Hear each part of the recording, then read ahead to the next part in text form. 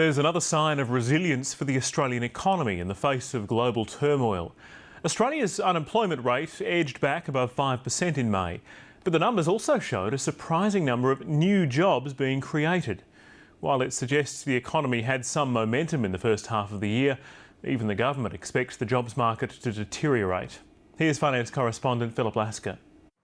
Buried in the statistics is Oscar Clifford-Smith's story, an audio-visual specialist who's been looking for extra part-time work for 6 months. At the moment I'm getting 5 hours on a quiet week and you can't really do much with that.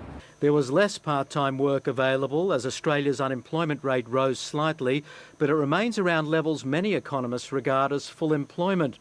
The surprisingly strong monthly jump in full-time jobs was the biggest in 18 months. Part-time jobs fell 7,200. There was also a rise in the number of people looking for work, seen as an encouraging sign.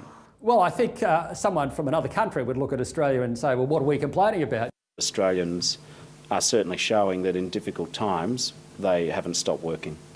Unemployment picked up on the east coast. It fell in South Australia, Tasmania and the ACT and was steady elsewhere. The data support the recent strong growth numbers but ran counter to the anecdotal evidence of job losses at some of Australia's biggest employers outside the mining industry. It is a bit hard to gel with other indicators on the economy, and I think many Australians would find these numbers a bit hard to relate to.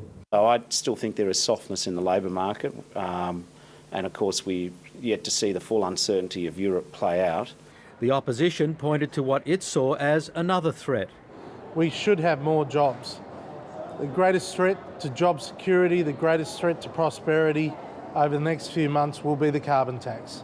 Tomorrow, Reserve Bank Governor Glenn Stevens, who's been busy cutting interest rates to shore up confidence, is expected to bolster those efforts with a speech entitled Glass Half Full.